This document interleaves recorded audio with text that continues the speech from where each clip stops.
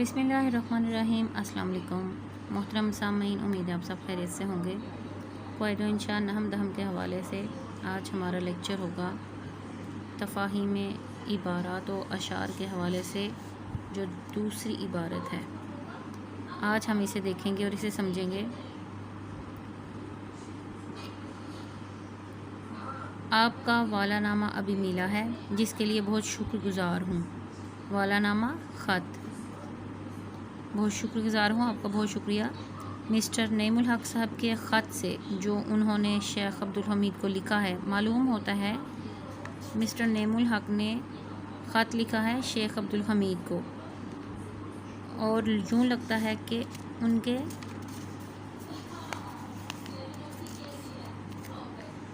ख़याल में कश्मीर और श्रीनगर दो मुख्तलिफ़ जगह हैं।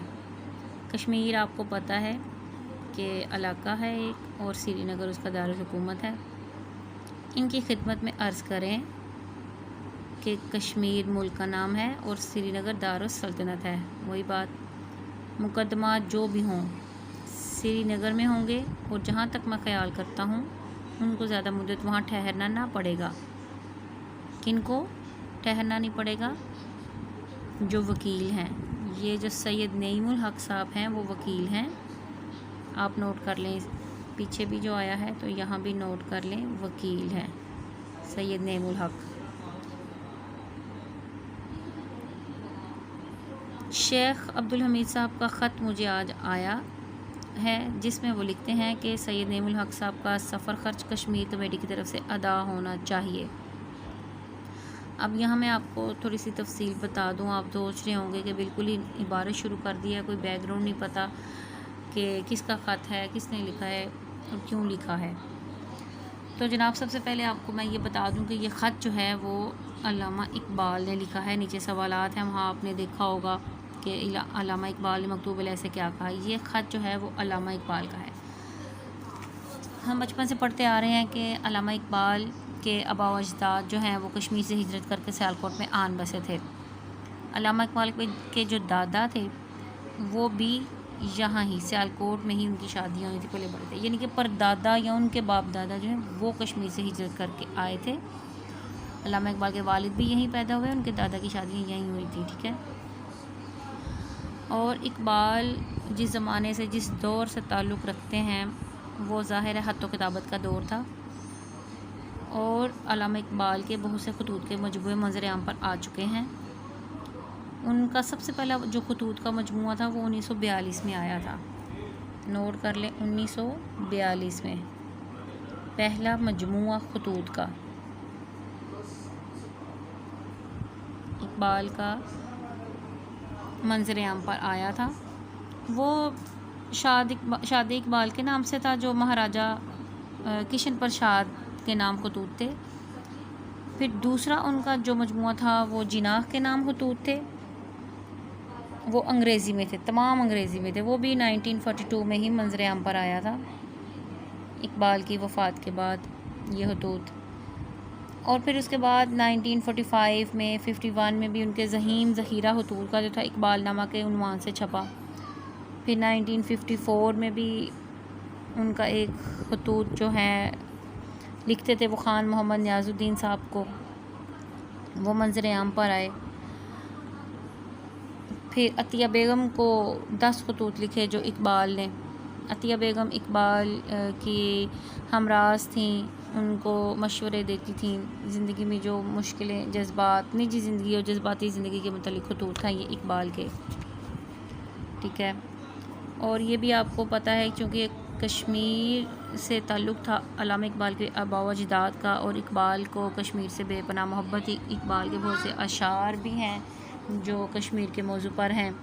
तो आपका एक काम तो ये है कि आप सब कमेंट में अल्लामा इकबाल का शेर पोस्ट करेंगे, ठीक है। तमाम स्टूडेंट्स जो हैं वो कमेंट में ज़रूर अल्लामा इकबाल का कोई शेर पोस्ट करेंगे जो कश्मीर के हवाले से होगा।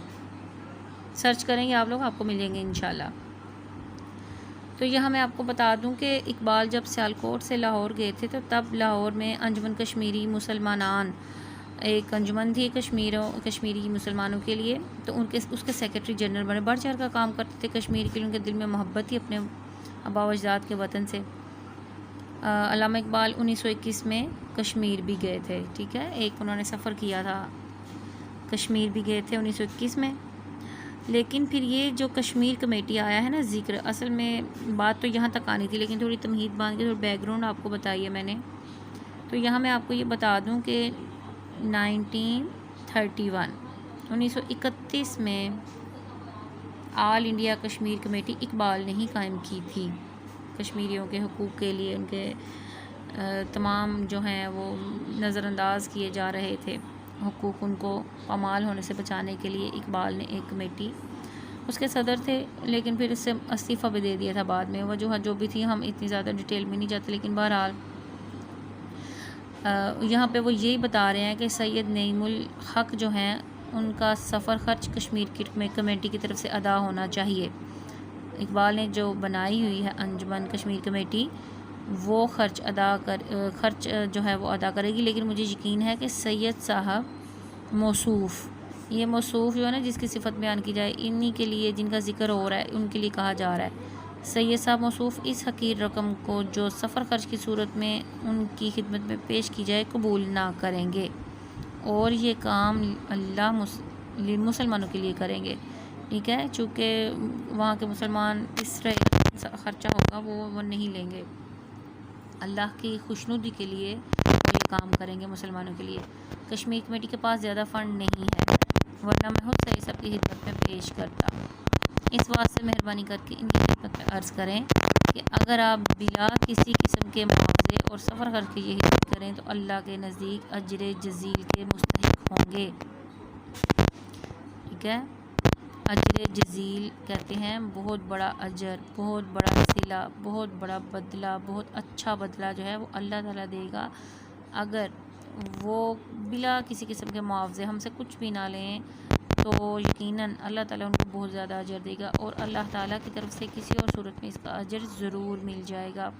یہ اعتماد اور یقین ہونا چاہیے کہ ہم مسلمانوں کی بھلائی کے لیے کر رہے ہیں، تو یقیناً اللہ تعالیٰ خوشی ہوگر وہ اس کا اجر دے گا، ٹھیک ہے۔ یہ ایک خط کا حصہ ہے، عبارت ہے، نثر پارہ ہے جو آپ کے کورس میں شامل ہے، اور آپ کو سمجھنا ہے، اس میں غور کرنا ہے، میں نے باتیں آپ کو اس بیک گراؤنڈ بھی بتائی ہے، اور کشمیریوں کے حقوق کے تحفظ کے لیے سید نعیم الحق صاحب جو ہیں وہاں جا رہے ہیں، وہاں پہ کون ہوں گے؟ شیخ حمید، اوپر ہم نے نام پڑھا ہے، شیخ عبدالحمید صاحب جو ہیں وہ وہاں ان کو دیکھیں گے، اور ان کو یہ بھی کہا گیا ہے اقبال کی طرف سے کہ وہ کچھ بھی سفر خرچ نہ لیں، اللہ تعالیٰ ان کو بہتر اجر دے گا، ٹھیک ہے۔ اب دیکھیں یہاں پہ انہوں نے کہا ہے کہ خلاصہ لکھیے، کہ اب چونکہ 2 نمبر کا سوال ہے اور ہم خلاصہ، یہ اتنی بات اگر لکھی گئی ہے تو اس کا خلاصہ جو ہے وہ 1/3، عموماً آپ کو پتہ خلاصہ لکھا جاتا ہے کسی بھی چیز کا خلاصہ ہوتا ہے وہ 1/3 ہوتا ہے، تو وہ 3-4 سطور ہی بنے گی،